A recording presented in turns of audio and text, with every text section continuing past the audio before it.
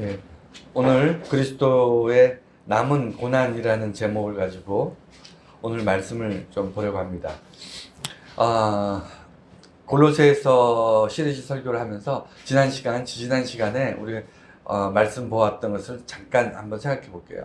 처음에 골로새서를 시작하면서 인사를 하고 나서 내가 너희를 위해서 이렇게 기도하고 있다라는 내용을 우리가 지난 시간에 말씀을 보았습니다. 내가 너희를 위해서 이렇게 기도하고 있다는 말씀이 끝나고 나선 예수 그리스도를 찬미하는 내용이 나왔어요. 지난 시간에 우리가 말씀을 봤습니다.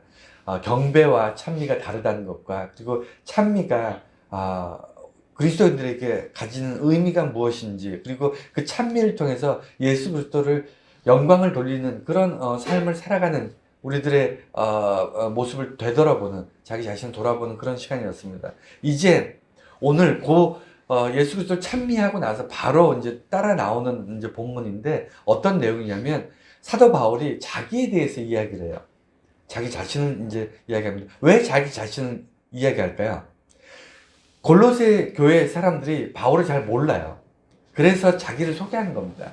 근데 자기의 자랑, 자기가 나는 어느 분야에서 오랫동안 연구를 했고 사람들로부터 인정을 받았고 내가 얼마나 다른 사람들과 다른 차별화된 어떤 뛰어난 탁월함이 있는가, 이런 것을 통해서 사람들한테 자기를 알리는 것이 아니에요.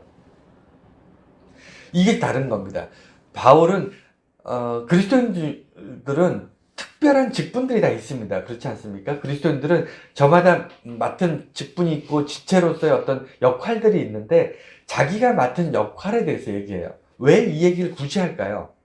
왜냐하면 바울이 지금 감옥에 갇혀 있기 때문이에요. 여러분 생각해 보세요. 여러분들이 어떤 사람을 바라보면서 흠모하고 그 사람처럼 됐으면 좋겠다, 나도 저렇게 열심히 노력해서 저런 사람이 됐으면 좋겠다, 이런 사람들 다 있으시죠? 롤 모델 같은, 또는 존경하는, 또는 저런 사람처럼 부유하거나 명예를 갖거나 어떤 권력을 갖는 그런 위치에서 살아봤으면 좋겠다, 이런 생각들 다 가지고 계시잖아요. 어떤 대상이든 간에. 그렇죠. 근데 바울은 정말 저렇게 살고 싶다고 본받고 싶은 그런 인생이었을까요? 여러분 한번 생각해 보세요. 거의 평생을 예수 믿고 나서, 그 전에야 이렇게 잘 먹고 잘 살았겠지만, 예수 믿고 나서 전도자로 나가면서 정말 거친 인생을 삽니다. 살지 죽을지 모르는 그런 험난한 삶을 살았고, 노숙을 밥 먹듯이 했고요. 그 다음에 환영받지 못하는 도시에 가서 그들에게 복음을 전하고, 때로는 죽을 고비를 여러 번 넘기고, 그리고 잡혀가서 고문당하고 감옥에 가고, 이런 인생들을 살았습니다. 그리고 오늘 이 골로새서를 쓰는 이 시점에, 골로새 교회에게 편지를 쓰는 이 시점에는 그나마도 어떤 인생의 낙을 누리는 시간이 아니라 감옥에 갇혀서 언제 어떻게 될지 모르는 그런 시점에 있어요. 이런 시점에 자기 자신을 사람들한테 얘기하는 겁니다. 어떻게 얘기하냐면, 내가 너희들이 볼 때는 그렇게 화려하고 본받고 싶고 존경할 만한 그런 위치에 있는 사람은 아니지만, 내가 맡은 사명을 통해서 내가 너희들에게 예수 그리스도를 전하는 이 귀한 사역에 쓰임받는 그런 위치에 있다, 이런 얘기를 합니다. 여러분, 오늘 본문을 이제 통해서 사도 바울이라는 사람을 들여다볼 때 한 가지만 꼭 기억하면서 오늘 말씀 볼게요. 뭐냐면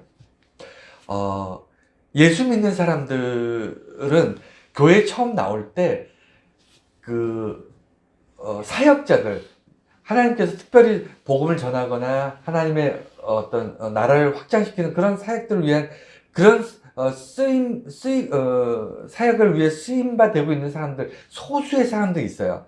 그런 사람은 지금 이제 풀타임 사역자 또는 목회자 이런 식으로 표현을 하는데, 이런 사람을 보면서 저런 사람처럼 됐으면 좋겠다, 저런 사람처럼 되고 싶다는 마음으로 교회에 나온 사람은 없다라는 것이 정상입니다. 그러니까 이해가 되셨나요?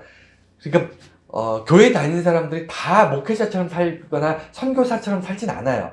소수의 사람들, 하나님이 택해서 풀타임으로 사역을 하기 위해서 공부시키고 다음에 거기 헌신하고 봉사했던 이런 소수의 사람들이 있어요. 초대교회에는 사도들이 그랬고 교사들이 그랬고 그 다음에 전도자들이 그랬고 그런 어떤 소수의 사람들이 있었지만 교회를 이루고 있는 대부분의 사람들은 그렇게 살지 않았습니다. 모여서 복음을 듣고 예배하고 이런 삶을 사는 거지 모든 사람이 전도자로 또는 가르치는 목사로 이렇게 살지는 않았어요. 왜냐하면 그런 사람들이 너무 힘들게 살았어요. 너무 힘들게 살았습니다. 그리고 순교도 많이 당했고요. 그 다음에 믿음 지키고 복음을 지키기 위해서 전하기 위해서 정말 많은 대가를 지불했어요. 그래서 어떻게 보면 초대교회부터 지금까지 그런 목회자들이나 아니면 전도자들이나 초대교회 사도들이나 이런 사람을 보면서 참 부럽다, 저렇게 살고 싶다, 저렇게 살면 참 좋겠다 라고 부러운 모습은 아니었을 것 같아요. 제 생각이 그렇습니다. 그렇지 않겠습니까? 모든 것을 다 떠나서 정말 그 일을 위해서 목숨을 걸고 사는 건데 집이고 가정이고 무슨 직장이고 이런 것 다 떠나서 정말 복음을 위해서 산 사람들이잖아요. 이런 사람들의 거친 인생, 정말 내일을 알 수 없는 그런 인생이 교회를 나오고 복음을 듣는 사람들이 정말 부러워하는 그런 인생이었을까요? 그렇지는 않았을 것 같아요.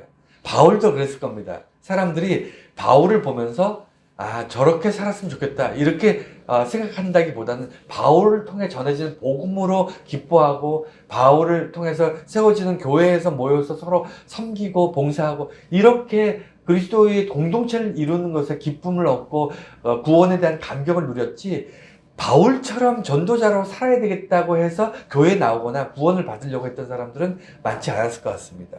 이 말씀을 왜 시작을 하려고 그러냐면 교회 다니고 기독교 그리스도인으로 살아가는데 오해가 있다는 거예요. 교회에 오래 다니고 믿음 생활을 오래 하게 되면 나중에는 성숙해서 목사처럼 또는 장로처럼 아니면 무슨 이렇게 초대교회의 어떤 성도들처럼 헌신적으로 모든 것을 다 쏟아붓고 신앙생활을 해야만 성숙한 그리스도인인가 라는 생각들을 하는 사람들이 있어요. 여러분 그렇지 않습니다. 오늘 본문을 통해서 여러분 그리스도인들은요 각자 맡은 일들이 다 달라요. 모두가 다릅니다. 오늘 그 부분에 있어서 우리가 한번 접근을 하려고 해요. 자기가 맡은 일을 성실하고 충실하게 하는 것이 하나님 앞에 칭찬받는 일이지 모든 사람이 바울처럼 목숨 걸고 전도하는 것만이 하나님께서 더 기뻐하시는 것이 아니라는 거예요. 바울은 그 얘기를 하고 싶어 하는 겁니다. 예, 그래서 골로새서 교회에 바울이 자기의 삶을 얘기하는데 어떤 이야기를 하냐면 그리스도의 남은 고난을 내가 내 육체에 담았다. 내가 그리스도의 남은 고난을 통해서 너희들에게 복음을 전하고 그다음에 이런 감옥에 갇히고 죽을 뻔한 그리고 고생하는 인생을 사는 거는 내가 그리스도의 남은 고생을 내 육체를 채워서 내가 이 사역을 통해 하나님께서 내게 명령하시고 내게 맡기신 당부하신 그 사역들을 해나가는 것이다. 이렇게 얘기하는 거예요. 여러분 이 전제하에서 오늘 말씀을 보겠습니다. 먼저 첫 번째는요. 제자의 삶을 부러워하거나 그리스도인이 되는 그러니까 제자의 삶을 부러워해서 그리스도인이 되는 것은 아니다. 저는 이것이 맞는 것 같아요. 그러니까 그리스도인들이 동서양을 떠나서 동서고금을 떠나서 정말 어느 시대 어느 위치에 있었어도 그게 복음이 환영받은 적은 한 번도 없어요. 기독교 복음이요 모든 사람들이 기다렸다는 듯이 빨리 우리에게 복음을 전해주세요 라고 기다렸다는 듯이 복음을 받아들이고 교회를 세우고 그러지 않았습니다. 모든 선교회 전도해서 기독교 복음이 퍼져나가는 모든 곳에서는요 핍박이 있었고요 순교가 있었고 그 다음에 배척하고 그 다음에 사람들이 이렇게 고통받으면서 그렇게 선교의 역사가 그렇습니다. 그렇게 모든 지역에서 단 한 군데에서도 복음을 기다렸다는 듯이 받은 적이 없습니다. 항상 복음을 싫어했어요. 배척했습니다. 그런데 거기에 스며들어서 서서히 그들에게 복음을 전했던 건요. 그들이 물론 바울처럼 복음을 전하는 것을 사명으로 알고 살았던 사람도 있지만 핍박 때문에 자기가 살던 고향에서 쫓겨나서 이방인으로 떠돌이 생활을 하면서 정착하다가 하다 보니까 복음이 전해진 경우도 훨씬 많아요. 이 얘기는 뭐냐면 복음이 전해지는 과정에서 그리스도인들이 난 정말 저렇게 그리스도인처럼 살고 싶다 해서 아니면 구원을 받고 싶다라고 해서 예수를 받아들이거나 구원받은 사람들이 많지 않습니다. 거의 없습니다. 심지어는 로마의 핍박이 심할 때는 그리스도인들이 땅속에 숨어 살고 그 다음에 이스라엘이나 이런 데는 동굴 속에 숨어 살고 그랬거든요. 숨어서 핍박을 피해서 그곳에서 공동체 생활했는데 일반인들이 볼 때 그게 뭐가 부럽겠습니까? 여러분 그리스도인으로 사는 모습들이 일반인들이 우리를 부러워할까요? 부러워하지 않습니다. 예나 지금이나 교회 다니지 않는 사람들이 교회 다니는 사람들 향해서 부러워하고 나도 교회 다니는 사람처럼 저렇게 살았으면 좋겠다. 이게 부러워하지 않는 게 정상이에요. 그렇지 않습니까? 부러워하지 않는 게 정상입니다. 다만 저렇게 살고 싶다 부러워하진 않지만 그들은 인정을 했어요. 예전에 교회 다니는 사람들은 그래도 정직해. 교회 다니는 사람들은 그래도 착한 일을 많이 해. 교회 다니는 사람들은 그래도 좀 선한 사람들이 많아. 이렇게 인정은 받았지만 그렇다고 해서 내가 교회를 다니면서 구원을 받아야 되겠다 이렇게 생각하는 사람은 많지 않았어요. 그럼에도 불구하고 2000년 동안 복음은 단 한 번도 쉬지 않고 전 세계를 향해서 복음이 퍼져나갔습니다. 왜 그럴까요? 네. 첫 번째 그리고 또 우리가 일반적 선택과 교회 복음의 선택이 이 신앙의 선택이 다르다는 것, 이것은 전제로 여러분들이 공감할 거라고 생각합니다. 무슨 얘기냐면 우리가 일반적으로 무엇을 선택하고 그것을 위해서 노력하고 수고하는 데는요, 그 이후에 고생이 되지만 수고를 하지만 그 이후에 받을 영광, 그 이후에 얻을 어떤 열매, 그 이후에 얻을 어떤 내가 누릴 어떤 복, 이런 것들을 보고 오늘 현재의 고난과 어려움과 땀을 참는 거잖아요. 그렇지 않습니까? 그래서 세상에서 선택하는 거 좋은 것들 있잖아요. 명예라든가 돈이라든가 권력이라든가 아니면 뭐 세상의 인기라든가 우리가 살아가면서 누구나 갖고 싶은, 얻고 싶은 것들이 있잖아요. 저와 여러분 다 있지 않습니까? 그것은요 얻어지지 않잖아요. 그래서 그것을 얻기 위해서는 오늘 나의 선택은요 힘들고 어려울 수 있어요. 더 고난이 올 수 있습니다. 여러분 공부하는 게 좋은 사람이 있나요? 공부 자체가 좋은 사람, 제가 살아보면서 공부 잘하는 친구들 많이 알고 있는데 그 친구들도요 공부 자체가 좋아서 공부를 하는 게 아니라 공부를 하고 나서 얻게 될 성취와 어떤 영광, 그들의 수고와 땀의 어떤 대가, 이것 때문에 오늘을 잘 견디더라고. 우리의 선택, 일반적인 선택은 그렇습니다. 그렇지 않나요? 우리가 살아가면서 대부분의 선택은요 이후에 얻을 어떤 영광을 위해서 오늘을 견디는 건데 기독교는 그렇지 않습니다. 종교는 그렇지 않아요. 특별히 우리 예수 믿는 사람들의 이 바울이 오늘 고백하는 이 고난, 오늘 내가 이 고난을 받고 있다라고 얘기하는 그건 뭐냐면요, 고난 자체가 기쁨이에요. 이런 고난은 없습니다. 우리 인생에서 고난 자체가 기쁜 것은 거의 없어요. 전혀 없진 않지만 거의 없어요. 고난은요, 그 이후에 올 내가 예상되는 기쁨, 예상되는 만족, 예상되는 어떤 보상, 이것 때문에 오늘 고난을 견디는 거지, 기독교에서 말하는 고난, 그 자체가 기쁨이 되는 것은 거의 없습니다. 우리 인생에서 그런 게 별로 없어요. 그런데 왜 오늘 바울이 그 이야기를 내가 고난 중에 기쁘다. 나에게 당한 이 고난이 나에게는 기쁨이다. 라고 고백하고 있어요, 바울이. 이 사람이 제정신이 아니기 때문일까요? 아니면 그냥 헛소리 하는 걸까요? 여러분 잘 생각해 보세요. 바울이 인생을 살아보니까 20년 동안 복음을 전하면서 그 고생을 하면서 그 괴로움 당하면서 살아보니까 그때서야 아는 거예요. 고생하던 그때가 정말 기쁨이었구나. 고생 그 자체가 나한테는 참된 기쁨이구나라는 것을 진짜 고백하기 시작한 겁니다.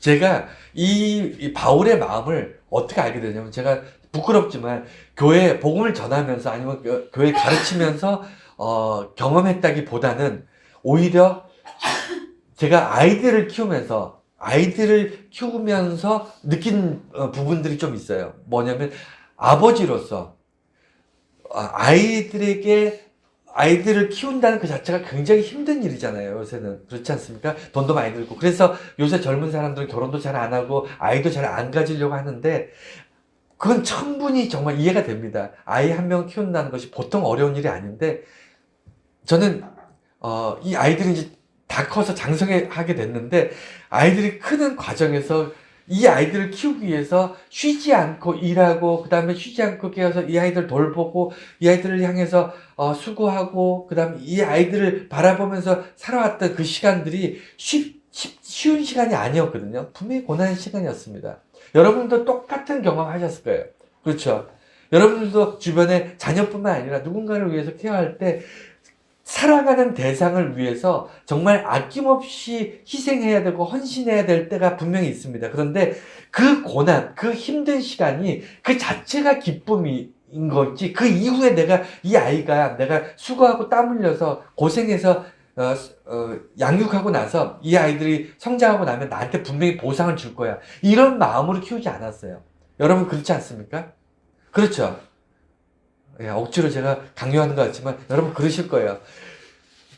아이들을 키우면서 내가 고난이라고 생각한 적이 없습니다. 힘들었어요. 잠 못 잘 때도 있었습니다. 그리고 이 아이들 때문에 잠시도 일을 쉬지 못하고 주야로 땀 흘리면서 노력할 때도 있었지만, 그것이 고통이라고 생각하지 않았습니다. 그렇지 않습니까?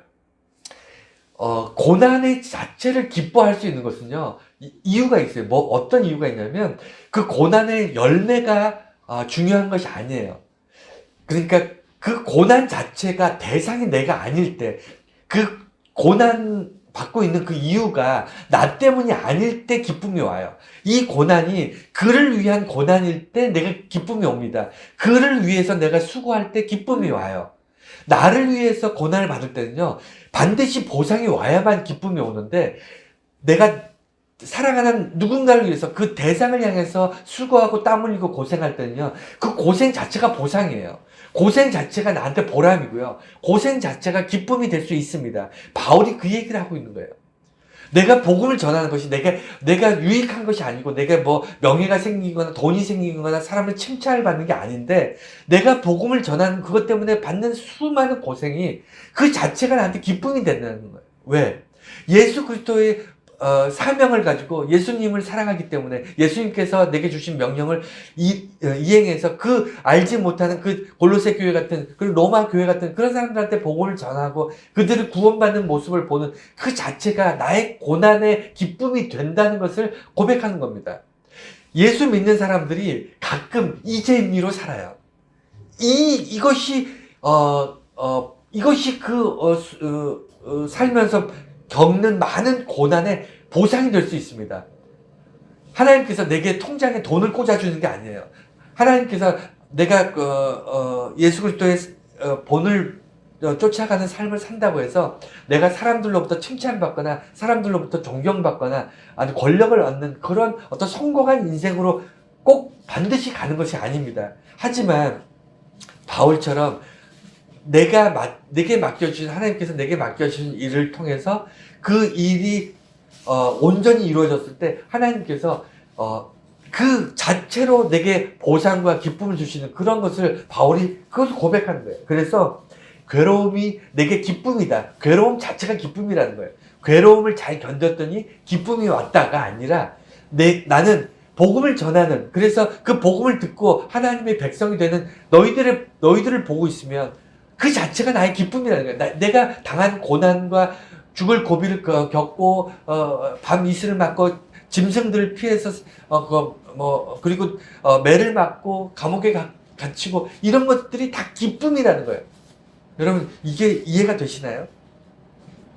이해가 되실 수도 있습니다. 이거 정말 우리가 예수 믿으면서 가끔 경험해보는 그런 놀라운 일들이거든요. 내가 이거 왜 기쁘지? 내가 지금 힘든데 왜 내가 지금 이거 행복하지? 내가 지금 너무 고통스러운데 지금 왜 내가 하나님 앞에 좀 감사하게 되지? 이런 느낌 여러분 받을 때가 있잖아요. 이럴 때가 있습니다. 바울이 지금 그런 상황을 골로새 교회에다 얘기하는 거예요. 내가 너희 때문에 받는 이 모든 고통이, 고난이 기쁨이다. 이렇게 얘기하는 겁니다. 그리고 두 번째는 그리스도의 남은 고난. 여러분, 여기서 이제 핵심인데, 바울이 내가 사람들 앞에 성공하고 좋은 집에 명예와 권력과 돈을 가지고 사람들 예수 믿었더니 모든 것들 다 얻게 됐어. 그래서 주변에 있는 사람들이 바울처럼 됐으면 좋겠다. 이런 어떤 부러움을 받는 존재는 아니지만, 내가 사람들이 볼 때는 저 사람 예수 믿는데 왜 저렇게 힘든 인생을 살지? 예수 믿는데 왜 저렇게 고난을 받지? 예수 믿는데 왜 맨날 감옥에 가고 매를 맞고 죽을 고비를 왜 저렇게 고난 가운데 살아가지? 좀 더 편하게 살 수 있을 텐데, 자기가 세운 교회에서 거기 처박혀가지고 거기 들어박혀서 사람들 모아서 수천 명, 수만 명 모아놓고 그 사람들로부터 헌금 받으면서 그냥 편하게 놀고 먹으면서 그렇게 살 수 있을 텐데, 왜 굳이 힘들게 이렇게 사람들이 가지 않는 길들을 가고 교회를 개척하면서 저 고생을 하고 있지라고 모르는 사람들이 볼 때는 그렇게 이해가 안 되는 그런 바울의 모습, 그 모습을 보면서 바울이 뭐라고 얘기하냐면, 나는 예수 그리스도의 남은 고난을 내 몸에 채운다는 거예요. 그러면 예수님이 뭔가 남았다는 것은 불완전하다, 뭔가 다 이루지 않았다, 이런 뜻일까요? 아니에요. 예수님에게 남은 고난이 있다는 것은 무슨 얘기죠? 예수님이 고난을 더 받아야 되는데 다 받지 않고 조금 남아있다, 이런 얘기일까요? 그게 아니죠. 그게 아닙니다.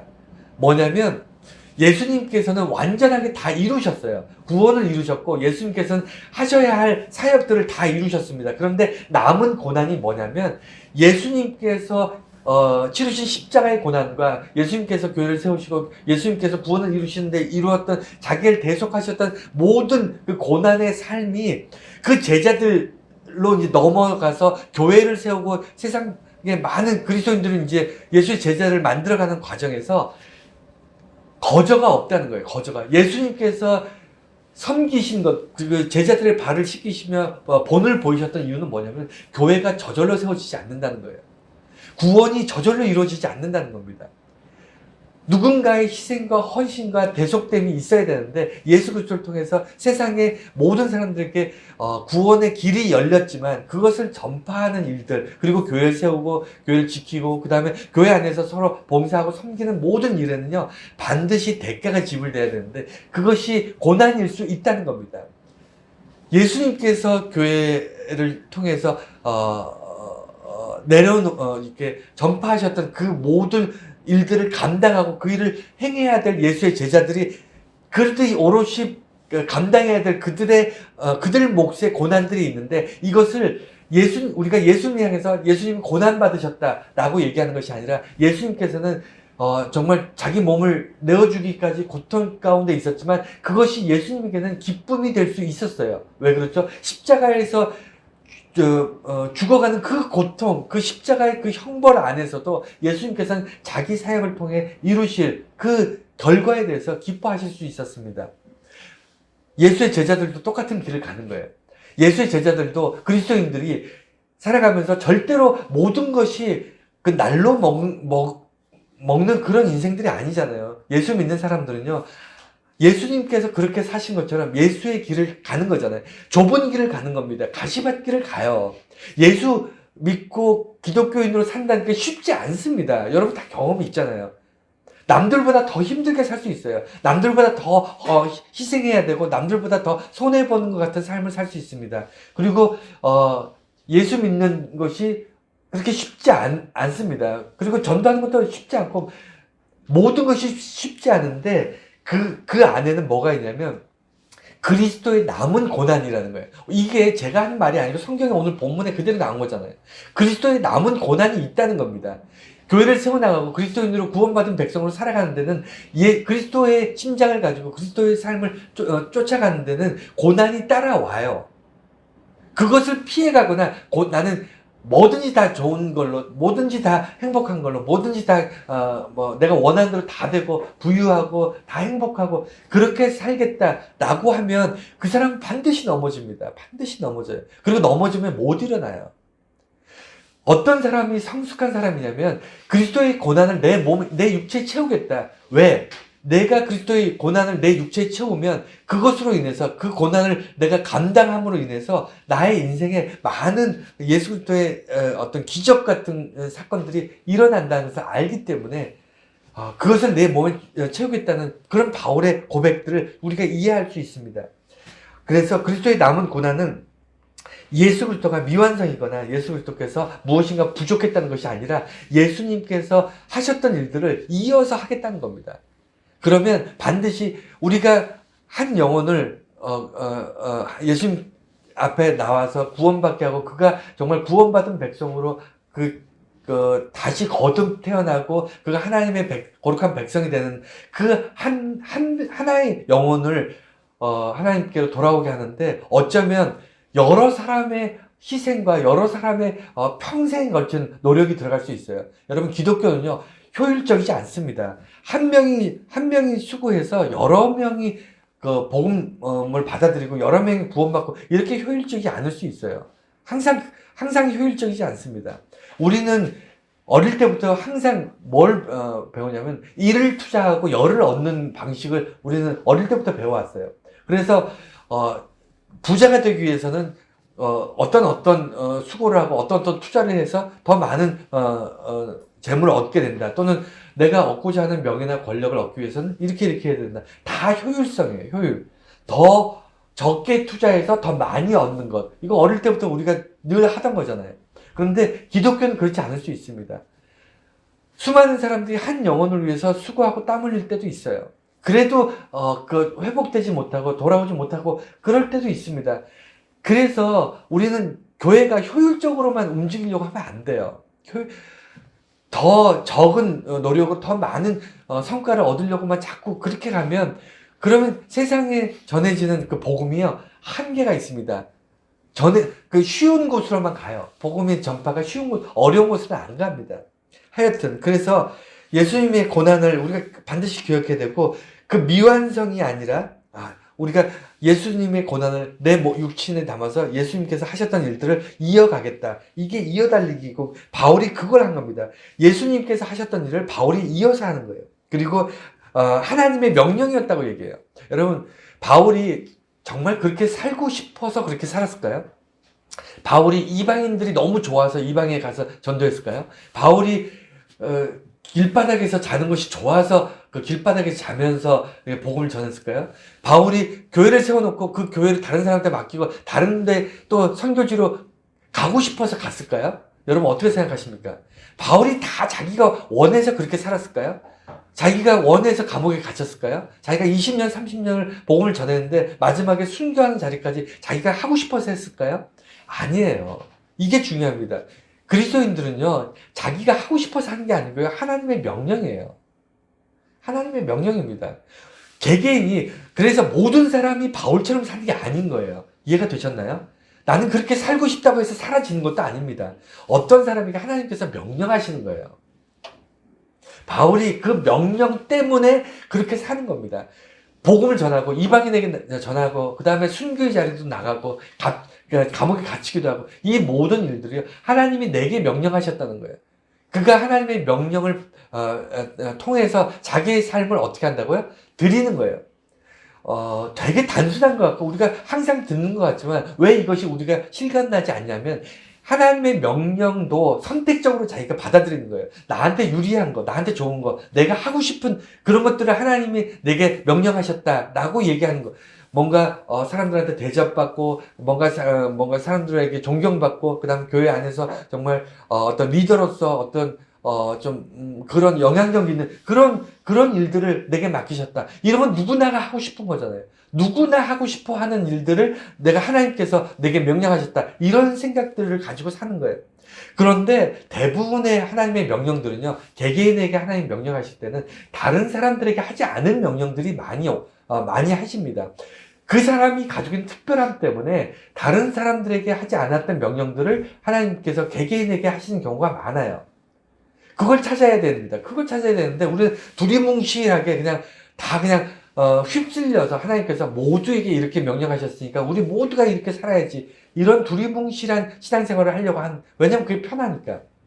그게 아니라 바울처럼 부득불 내가 정말 힘든 인생을 살지만 그 어렵고 고난 가운데 있지만 이것이 하나님이 내게 주신 특별한 명령, 아주 특별하게 내게 맡기신 거니까 이 일을 내가 해야 돼. 이 일은 나 아니면 아무도 못해. 이 일을 하나님께서 내게 맡기시기 위해서 예수님께서 십자가 지셨어. 이런 마음이 바울의 삶을 인도한 겁니다. 바울을 담대하게 했고 그가 처해 있는 모든 상황에서 내가 고난 중에 있지만 기쁘다고 얘기한 거예요.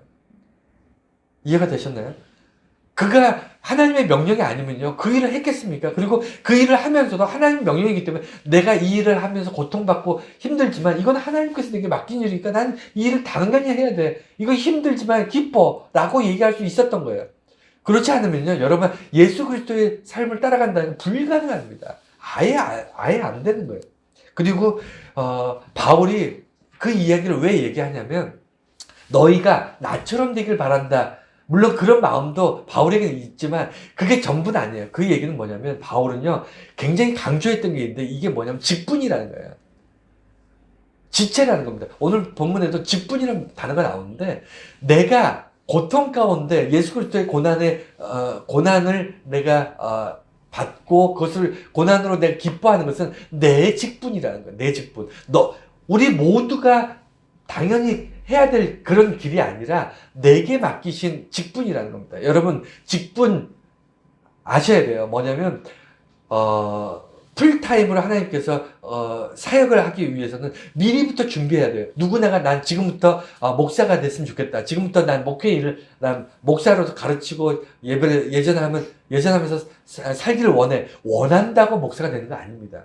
미리부터 준비해야 되고 꽤 오랫동안 준비를 해야 되고 모든 환경이나 여건들을 다 갖춰야 돼요. 그래야 비로소 목사가 될 수. 선교사도 마찬가지입니다. 그가 전혀 모르는 곳에 가기 위해서 모든 것들을 버릴 수 있어야 돼요.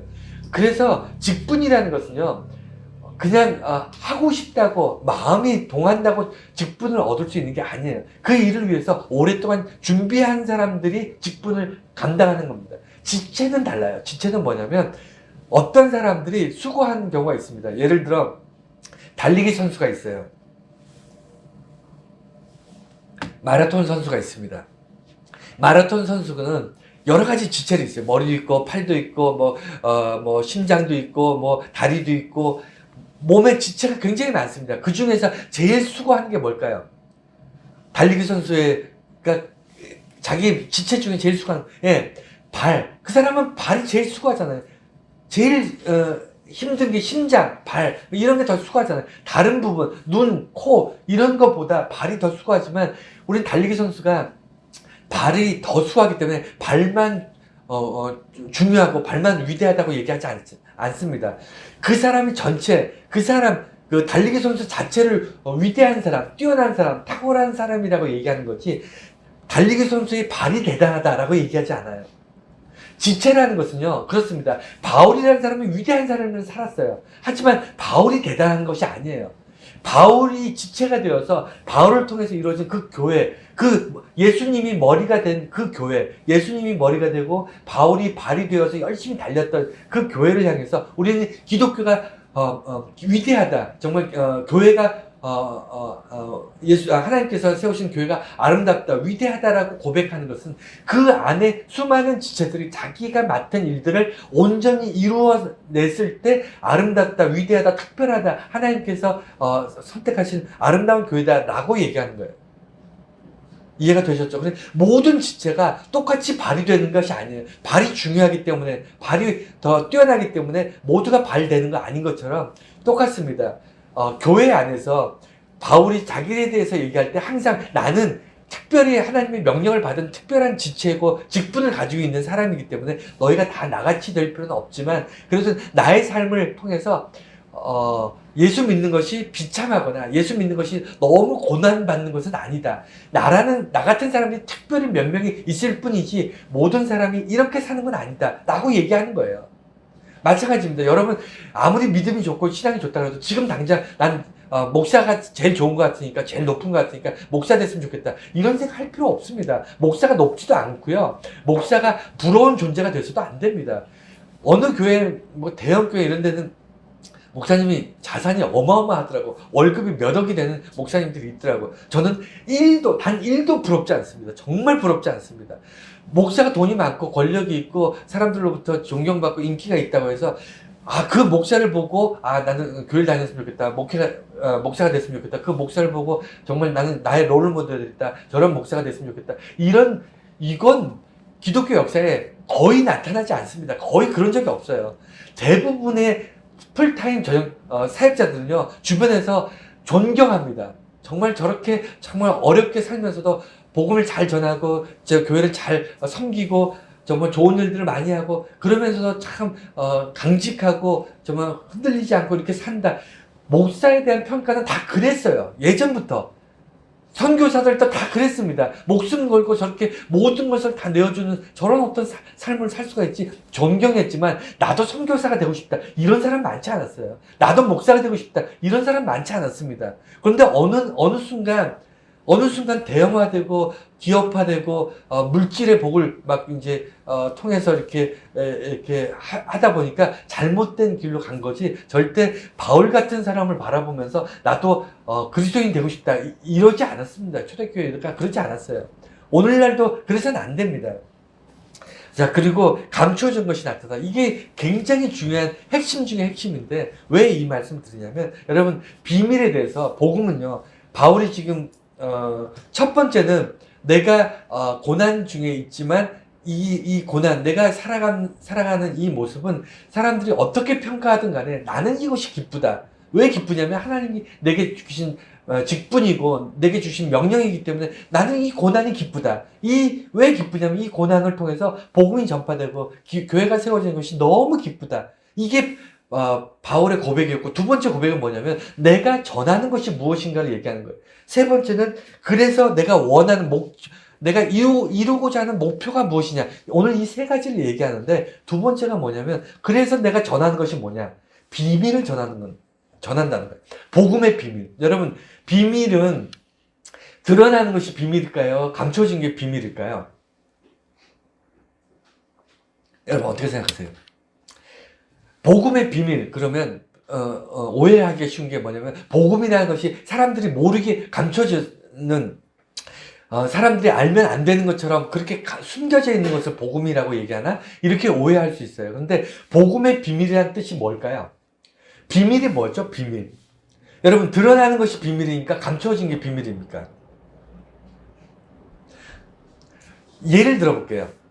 여러분, 제가 생일을 당했어요. 생일이 됐습니다. 그래서, 저희 아이들이, 아버지 생일 선물입니다라고 말하고, 이런 상자에 예쁘게 포장을 해서 리본도 잘 묶고, 그 다음에 선물이라고 저에게 가져왔어요. 저에게 딱 줬습니다. 여러분, 그 선물을 뜯어서 속에 무엇이 들었는지, 이렇게, 뭐라 그러죠? 오픈을 했을 때 비로소 이것이 선물이 되는 겁니까? 아니면 그 선물을 아깝다고 그냥 풀지도 않은 상태로 넣어놓고 10년, 20년, 100년 동안 그냥 오픈 안 한 상태로 그냥 놔두는 게 그게 선물입니까? 여러분, 비밀이라는 것은요, 개봉됐을 때 비로소 비밀이에요. 무슨 얘기냐면, 감춰져 있으면요, 그걸로 끝입니다. 비밀이 아니라 전혀 없는 거나 매 한 가지예요. 매 한 가지 무슨 얘기인지 아시죠? 그러니까 비밀이라는 것은 드러났을 때 비로소 비밀인 거예요. 저런 것이 숨겨져 있었구나 하는 것이 드러나면서 비로소 비밀인 걸 알게 되는 겁니다. 드러나지 않으면요, 너도 나도 그것이 있는지조차 모릅니다. 그렇지 않나요? 그래서 복음의 비밀이라는 것은 복음의 비밀을 이 자체가 하나님의 비밀이에요. 인간의 비밀이 아니라, 인간에게 숨겨지는 것이 아니고 하나님께서 비밀이. 그러니까 방금 얘기한 것처럼 제 아이들이 저의 생일이라고 생일 선물을 준비를 했습니다. 그래서 상자에다가 예쁘게 포장을 해서 저에게 줬어요. 그러면 그 상자 안에 뭐가 있는지 제가 알아요, 몰라요? 모르잖아요. 그래서 그 상자에 뭐가 있는지 아는 거는 그 선물을 한 사람만 알고 있어요. 무슨 얘기죠? 복음의 비밀이라는 것은 하나님께서 우리들에게 주신 선물이에요. 그래서 그 상자 안에 무엇이 있는지가 비밀인 거예요. 하나님의 비밀. 하나님께서 그 안에 우리가 선물 상자를 열어보기 전까지는 우리는 그 안에 무엇이 들었는지 모릅니다. 그래서 우리에겐 비밀이 된 거예요. 그런데 비밀이라는 것은 드러나야만 된다 그랬잖아요. 그래서 하나님의 비밀이 드러났을 때 비로소 복음의 비밀이다 이렇게 얘기합니다. 그러면 그 하나님의 상자, 하나님의 선물 상자 안에는 뭐가 들어있었죠? 예수 그리스도가 들어있었잖아요. 그래서 그게 비밀이에요. 예수 그리스도를 통해서 이 땅에 그 십자가를 통한 구원이 그 자체가 하나님의 선물이었어요. 그리고 그것이 처음에 감춰져 있었는데 그것이 드러납니다. 드러나면서 비로소 오늘 본문에 기록된 것처럼 하나님의 선물이 드러났다. 이게 비밀이 드러났다. 이런 얘기입니다. 그래서 복음은요, 비밀이에요. 복음은 누구의 비밀이냐면 하나님의 비밀. 그것을 받은 우리들이 하나님의 비밀을 받았다. 이렇게 얘기하는 겁니다.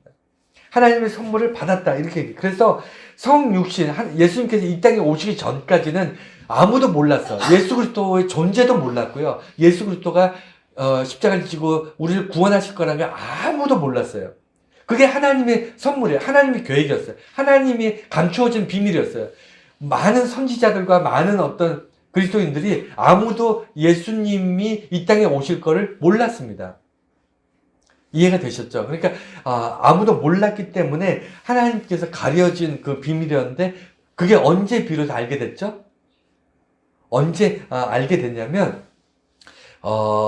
예수님께서 십자가 지시고 다시 부활하시고 하늘로 올라가신 그 이후로 그 선물이 개봉이 된 겁니다. 선물이 개봉이 됐어요. 그래서 비밀이 드러났어요. 예수님이 하나님의 비밀이었는데 그 비밀이 드러나면서 이것을 뭐라 그러냐면 복음이라고 해요. 그래서 하나님의 비밀이 복음이에요. 하나님이 포장해서 우리에게 주셨던 그 선물 안에 예수 그리스도가 안에 계셨는데 그 예수 그리스도가 우리가 포장을 뜯고 예수 그리스도를 발견하고 나서 드러내고 나서야 비로소 복음이라고 얘기를 하는 겁니다. 그래서 복음의 비밀인 거고요. 그 다음에 비밀의 영광. 여러분, 그러면 비밀의 영광이라는 이제 단어가 나오는데 여기서 말하는 비밀은 예수 그리스도라 그랬잖아요. 그러니까 예수 그리스도의 영광, 비밀이 왜 영광이 되냐면 그것이 비밀 자체가 우리의 구원과 연결되어 있기 때문이에요. 그래서 영광인데 그럼 왜 교회는 맨날 구원 얘기만 하느냐? 왜 저번 주에도 구원 얘기하고 저저번 주에도 구원 얘기했는데 요번 주에 또 구원 얘기를 하느냐? 도대체 구원에 대해서 왜 이렇게 강조를 하느냐? 여러분 생각하실 수 있어요. 왜 교회에서는 맨날 허건날 구원을 얘기하느냐? 여러분, 그런데 잘 이해하셔야 돼요. 그러니까 구원이 왜 영광이냐면 여러분, 영광이란 말을 언제 쓰죠? 영광이란 말 자체를 언제 쓰죠? 우리가 영광이란 말은요 이럴 때 씁니다. 그러니까 어떤 사람을 내가 상사로 모셨어요. 어떤 사람을 섬겼는데 그 사람과 함께 일하면서 내가 그 사람으로부터 많은 영향력을 받고 좋은 것을 얻고 그리고 큰 은혜를 받고 이랬을 때 내가 당신과 함께 있었던 동안 당신 때문에 당신과 함께 있었던 것이 참 큰 영광이었습니다. 이렇게 얘기하잖아요. 당신과 함께 있음으로 인해서 당신을 섬김으로 인해서 또는 당신과 어떤 연결됨으로 인해서 내가 나의 존재론적으로 더 가치 있는 삶이 되고 더 의미 있는 인간이 되고 더 복을 받았고 더 사람들로부터 더 인정받는 그런 사람이 되었습니다. 그래서 당신과 함께 있었던 것이 나의 인생에 나에게 큰 영광이었습니다. 이렇게 얘기하는 게 그게 영광이잖아요. 영광이란 말은요, 당신 때문에 내가 큰 은혜를 받았습니다. 이게 밑에 깔려 있는 거예요.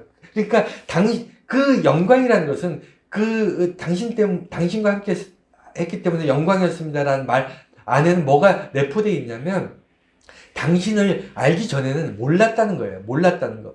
당신과 함께 함으로 비로소 알게 됐는데 그게 뭐냐면 당신으로부터 큰 은혜와 큰 복을 받았습니다. 당신 때문에 내가 참 감사하게 됐습니다. 당신 때문에 내가 기쁨을 얻게 됐습니다. 라고 고백하는 것. 그것이 당신과 함께 했기 때문에 내가 큰 영광이었습니다. 이렇게 고백하는 건데 구원이 똑같은 거예요. 구원이 똑같은 거. 무슨 얘기냐면 여러분 구원 받으려고 교회 오지 않습니다. 저와 여러분들이 구원 받으려고 교회 오는 게 아니잖아요. 구원 받으려고 교회 오는 게 아니라 그냥 왔는데 마치 누군가를 우연히 만나게 돼서 그 사람을 내가 원해서 그 사람 섬기는 것이 아니라 내가 선택해서 그 사람을 딱 골라서 이 사람을 그 사람을 이렇게 섬기는 것이 아니라 어떻게 하다 보니까 우연히 이렇게 알게 됐는데 그 사람 섬기게 됐는데 그 사람이 내게 참 잘해줬어. 나를 참 내게 큰 은혜를 베풀어 줬어. 라는 것을 나중에 이제 깨달으면서 이제 헤어지는 상황에서 그 이야기를 하는 거예요. 당신과 함께 했던 시간들이 참 내게는 큰 영광이었습니다. 이렇게 얘기하잖아요. 똑같아요. 구원도 그래요. 내가 구원받기 전에는 구원이 뭔지 모릅니다. 구원의 가치를 알지를 못해요. 근데 우리가 왜 구원 얘기를 밤낮 없이 그 구원 얘기를 하냐면 구원받고 나니까 아는 거예요. 내게 큰 영광이다. 구원받은 것을 통해서 내게 예수 그리스도를 알게 된 것은 내게 엄청난 큰 영광이었습니다. 이렇게 얘기하는 거예요. 이해가 되셨습니까? 그래서 구원을 받고자 해서 교회에 온 것이 아니라 교회에 와서 어울리다 보니까 내가 예수를 알게 되고 예수를 알게 되니까 구원을 받게 되고 구원을 받고 나니까 비로소 내가 하나님께 큰 은혜를 입었구나라는 것을 깨닫게 되면서 내가 예수님을 생각할 때마다 내게 큰 영광이다. 구원이 내게 큰 영광이 되었다라고 고백하는 겁니다. 그것을 바울이 전하는 거예요. 그게 내용이에요. 바울이 전하는 복음의 내용이 그겁니다. 비밀의 영광 그리고 그리스도는 영광의 소망이다. 이건 결론적인 건데 여러분 두 명이 달리기를 한다고 가정을 해보세요. 두 명이 달리는데 결승점에 가면 한 사람은 승자가 되고 한 사람은 패자가 됩니다. 그게 경기잖아요. 그게 스포츠잖아요. 그래서 출발할 때 누가 더 빨리 가느냐, 누가 더 늦게 가느냐는 그닥 중요하지 않습니다. 출발을 누가 더 먼저 했느냐, 더 늦게 했느냐가 중요한 게 아니고 뭐가 중요하죠? 결승점에 누가 먼저 들어가느냐가 중요하잖아요. 그걸로 결정나죠. 그래서 소망이라는 건 예수 믿는 사람들이 말하는 소망이라는 건 그거예요. 마지막에 내가 승리하느냐야. 마지막에 내가 예수 그리스도의 사람이냐 이걸로 결정되는 거예요. 그러니까 마지막이라는 건 뭐냐면 이제는 바꿀 수 없는 거예요. 우리가 경기를 할 때 엎치락 뒤치락 이렇게 뛰잖아요. 그러다가 마지막에 결승점 지나고 나서 만약에 졌어. 두 사람이 뛰었는데 나랑 같이 뛰었던 사람이 그 사람이 1등하고 내가 2등 했어. 그러면 패배한 거잖아요. 패배한 사람이 경기를 다시 뛸 수 있을까요? 못 뛴다니까요. 그래서 마지막 결승점에서 마지막에 이기는 자, 마지막에 승리하는 자가 중요한 거지 중간에 엎치락 뒤치락 한 게 중요한 게 아니에요. 그래서 예수 믿는 사람들은 뭐냐면 소망을 가지고 살아요. 소망이 뭐죠? 마지막에 내가 이긴다는 거예요. 마지막엔 내가 내가 승자가 된다는 거예요. 내 삶이 고단할 수 있어요. 내 삶이 남들이 볼 때 실패한 삶처럼 보일 수 있어요. 내 삶이 사람들이 볼 때는 뭔가 이렇게 부러워할 만한 그런 게 하나도 없고 오히려 사람들이 왜 예수 믿는데 저렇게 힘들게 살아? 라고 손가락질 할 수 있어요. 그런데 중요한 건 뭐냐면 바울이 어떻게 얘기하냐면 마지막에 소망이라는 거. 마지막 소망. 마지막에 내가 승리하는 삶. 다시는 되돌릴 수 없는 마지막에 내가 승자가 될 수 있는 거. 이게 소망이라는 거예요. 이게 예수 그리스도의 승리입니다. 이것이 예수 그리스도 안의 영광이라는 겁니다. 내가 소망, 마지막에 영광 받을 것이다. 그 영광이 뭐죠? 마지막에 예수 그리스도와 함께 할 것이다. 이 얘기를 하는 거예요. 마지막에 예수 그리스도와 함께 하는 자는 마지막에 승리하는 거 아니에요. 그리고 그러기 위해서 바울이 자기의 목표를 어디다 두냐면 그리스도 안에서 완전한 자가 되게 하기 위해서 그것이 목표예요. 바울이 그 고난 가운데 기뻐하면서 그가 전하려고 했던 예수 그리스도의 비밀 그리고 마지막에 이것을 전하면서 내가 꿈꾸는 목표가 뭐냐면 너희들 내가 전한 복음으로 가르치는 너희들이 완전한 자가 되기를 원한다는 거예요. 여러분 사람은 완전할 수 있습니까? 어떠세요? 사람은 완전할 수 있을까요? 완전하지 않죠. 그 어떤 사람도 어느 부분에서 뛰어나고 탁월할 수는 있지만 완전하진 않아요. 모든 것을 다 완벽하게 이룰 수 있는 사람은 세상에 아무도 없습니다. 그런데 완전한 자가 되기를 원한대요, 바울이. 이 얘기는 뭘까요? 인간이 예수를 믿고 내가 가르치고 이렇게 해서 완전한 사람이 되는 것이 아니고요. 완전한 예수 그리스도에게 우리가 업히는 거예요. 그 품에 안기는 겁니다. 여러분, 인간은요, 어떻게 가르쳐도 얼마나 수고하고 노력을 해도요, 완벽하거나 완전할 수 없는 존재예요. 그건 저와 여러분들이 살아봐서 알잖아요. 세상에 어떤 인간도요, 완전하거나 완벽하지 않아요. 완전하고 완벽한 건 예수 그리스도밖에 없습니다. 그래서 바울이 얘기하는 거는요, 예수 그리스도에게 안기는 삶, 그에게 매달리는 삶이에요. 예를 들어 볼게요. 여러분, 인간은 하늘을 날 수 있어요, 없어요? 하늘을 날 수 있습니까, 없습니까? 당연히 못 날죠. 날개가 없으니까. 죽으면. 인간은 날개가 없기 때문에 높은 데서 뛰어내리면 잠깐은 나는 걸로 착각할 수 있지만 반드시 떨어져서 죽습니다. 인간은 하늘을 날 수 없는 존재예요. 그런데 그렇기 때문에 불완전한 존재인데 지금 우리가 하늘을 날아요, 안 날아요? 하늘을 날잖아요. 어떻게 날죠? 비행기 타고. 비행기는 하늘을 날 수 있게끔 완벽하게 만들어진 그런 기계예요. 무슨 얘기냐면 인간은 불완전하지만 불완전한 인간이 하늘을 날고 싶어 할 때 하늘을 날 수 있는 완전한 기구인 비행기라는 것을 우리가 타면 돼요. 비행기 타는 거지 우리가 굳이 하늘을 날려고 애를 쓸 필요가 없습니다. 무슨 얘기인지 아시겠죠? 우리가 완전한 자, 하나님 앞에 완전한 자가 되기 위해서 완전한 예수 그리스도에게 안기는 거예요. 그 품에 들어가는 겁니다. 그게 완전한 자인 거지 우리가 완전하려고 노력하는 게 아니에요. 그냥 비행기에 타면 돼요. 그럼 하늘을 날 수 있어요. 그렇지 않습니까? 바울이 원하는 것이 이거예요. 예수 그리스도에 붙들린 자가 완전한 자인데 예수 그리스도에 붙들리려면 어떻게 해야 되냐면 우리가 땀 흘리고 수고하고 공부하는 게 아니고요. 세 가지. 전파하는 거예요. 복음을 전파하면 예수 그리스도 안에 붙들린 자가 된대요. 이것이 바울이 살아오면서 터득한 노하우예요. 근데 전파가 우리가 숙제하듯이 뭔가 안 하면 큰일 나니까 뭔가 해야만 칭찬받으니까 하는 전파가 아니라 오늘 보면 성경 원문에 따라서 여기서 말하는 전파란 말은요. 습관이에요. 습관. 살면서 습관적으로 복음을 이야기하는 거예요. 습관적으로 복음을 드러내는 겁니다. 습관적으로 예수를 자랑하는 거예요. 이해가 되셨나요? 내가 딱 정해놓고 저 사람을 전도해야 되겠다가 아니라 누구를 만나든 무슨 일을 하든 뭘 하든 습관적으로 자기 몸에서 그 예수 그리스도가 드러나는 것, 그것이 사람들에게 전파되고 영향력을 미치는 것, 이것을 전파라고 얘기하는 거예요. 오늘 본문의 원문의 뜻이에요. 헬라어의 원문의 뜻이 이거예요. 그냥 습관이 되는 것. 이렇게 습관이 됐을 때 예수 안에 있는 거예요. 불완전한 인간이 완전한 예수 그리스도 안에 안겨 있으려면 내 몸에 습관적으로 그리스도의 복음을 전하는 그런 모습들이 드러내는 것이어야 되고, 두 번째는요, 권하는 것. 권한다는 것은 사람들한테 무엇인가를 지적하는 거예요. 근데 우리는 지적하는 거 너무 싫어하잖아요. 누군가가 나한테 지적하는 거 너무 싫어하지 않습니까? 지적하는 거 너무 싫어하는데 그리스도인들은 서로에게 지적을 해야 된다는 거예요. 어떤 지적을 해야 되죠? 똑바로 살아라가 아니에요. 너가 이렇게 하면 이거 죄 짓고 사는 건데 이렇게 죄 지으면 되겠어? 이런 것을 지적하는 것이 아니고요. 오늘 여기서 그리스도 안에서 완전한 자가 된다는 것은 뭐냐면 너가 지금 그리스도 예수의 품에서 떠나 있다는 거예요. 그걸 지적하는 거예요. 그러니까 너가 기도를 왜 1시간밖에 안 해? 2시간 해야지. 이걸 지적하는 게 아니고 이 목사들이나 이런 사람들이 맨날 그 사람들 교인들 지적하면서 너 똑바로 해라 이런 식으로 하는데 그것이 지적이 아니에요. 그것을 말하는 것이 아닙니다.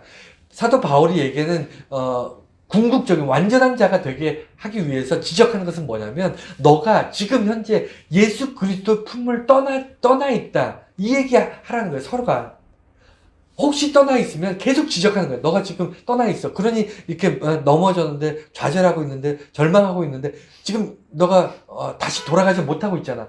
그럴 때는 반드시 빨리 불완전한 상태에서 그냥 포기하지 말고 빨리 예수님 품으로 뛰어들어가. 이 얘기를 서로 하라는 거예요. 그게 지적하라는 겁니다. 그래서 항상 전파하고 권유하고 예수 안으로 돌아가라고 권유하고 마지막 세 번째가 뭐냐면 지혜로 가르친다. 바울이 교회에서 하는 것이 이거 가르친다는 거예요. 가르친다. 근데 뭘 가르치냐면 너가 가만히 있으면 안 된다. 너가 계속 성숙해야 되는데 성숙하기 위해서는 예수도 품에 안겨서 너가 하나님께서 개개인에게 맡기신 그 명령, 사명을 잘 감당해서 나가는 것. 그 자체가 성숙이다. 그러니까 우리가 부모가 되어서 자식을 키울 때 제일 중요한 게 뭐죠? 잘 먹고, 잘 자고, 그 다음에 부모가 하라는 거 잘하고 그러면 저절로 크잖아요. 그렇지 않습니까? 그걸 너무나도 잘 아는 부모들이 아이들한테 요구하는 게 뭡니까? 너가 열심히 공부해야 돼. 뭐 이런 거 요구하나요? 너가 정말 세상에서 빛과 소금으로서 거룩한 삶을 살아야 돼. 이런 거 요구하나요? 그렇지 않잖아요. 부모가 자녀들에게 요구하는 건요. 너무나도 기본적인 것, 당연한 것들을 요구합니다. 잘 먹어라. 아침, 점심, 저녁 잘 먹어라. 편식하지 말고, 그 다음에 잘 자라. 밤새지 말고, 그냥 일찍 자고, 일찍 일어나고, 그 다음에 열심히 나가서 뛰어놀고, 우리는 부모가 자녀들에게 원하는 거 그런 거 아닌가요? 그것을 원하는 거지. 무슨 세상을 구해라, 뭐 나라를 구해라, 이런 걸 원하지 않잖아요. 마찬가지입니다. 예수님께서 우리에게 원하는 것, 그리고 교회가 우리들에게 가르치는 것은요, 세상을 구하려는 게 아닙니다. 뭔가 위대한 사도가 되라는 게 아니에요. 기본에 충실해서 그냥 늘 해야 될 것들을 하면 저절로 성숙한 그리스도인이 된다는 것, 그걸 강조하는 겁니다. 그것이 지혜의 가르침이에요. 교회에서 가르치는 것, 바울이 궁극적으로 교회에다 전하고 싶은 건 그거예요. 너희들이 예수 그리스도만 바라보고 그 다음에 하루하루 정말 성실하게 믿음 안에서 정말 세상 것들, 헛된 것들을 매이지 않고 정말 믿음 잘 지켜나가라. 그러면 반드시 하나님께서 너희들을 성숙한 그리스도인으로 이끌어 가실 것이다. 이 얘기를 하고 싶은 거잖아요. 오늘 여기까지가 오늘 본문의 말씀인데 여러분 반드시 기억해 주시기 바랍니다. 우리가 생각하는 그리스도인을 하려고 하지 말고 하나님께서 내게 원하신 것이 무엇인가를 찾고 내게 주시는 사명과 그 명령을 쫓아서 정말 단순하게 그다음 몸에 배어 있는 대로 단순하게 순수하게 우리가 믿음 생활을 해 나갈 때 우리에게 우리가 살아가면서 미칠 수 있는 엄청난 영향력 이것이 중요한 게 아니고요. 내가 비록 예수 믿는 사람으로 살지만 그것 때문에 받는 고난이 있고 그것 때문에 받는 불이익이 있고 예수 믿는 것 때문에 얻게 되는 어떤 손해가 있을지라도 전혀 아깝지 않습니다. 고난이 힘들지 않아요. 우리가 자녀를 키우면서 느꼈던 그 기쁨들, 우리 젖먹이 아이들 하나부터 열까지 다 손이 가는 정말 손 많이 가는 악간단하니까 우리가 아이를 키울 때 가장 행복한 시간이잖아요. 똑같습니다. 고난과 힘듦과 땀과 노력 그 자체가 기쁨이 될 수 있는 것 그것이 그리스도인들이 이 땅에서 살아가면서 누리게 되는 기쁨이에요. 무엇인가 우리가 훗날 천국 가서 엄청난 보상을 받기 때문에 우리가 오늘날 믿음 생활 견뎌내는 것이 아니에요. 그건 어린아이 같은 거고요. 우리가 성숙하면 지금 받는 고난이 너무 기쁠 수밖에 없습니다. 지금 받는 수고와 땀이 너무 행복할 수 있어요. 바울은 심지어 목숨을 내놓고도 목숨이 경각에 달려 있음에도 감옥에 갇혀 있음에도 기쁘다고 얘기합니다. 이게 허풍이 아니에요. 허풍이 아닙니다. 우리는 이거를 누릴 자격이 있는 사람들이에요. 그래서 예수 그리스도 안에서 정말 여러분들 정말 삶이 복된 인생, 복된 기쁨이 넘치는 그런 삶이 저와 여러분들의 삶이 되시길 정말 축원합니다. 여러분 이런 삶으로 살아가시기를 축원합니다.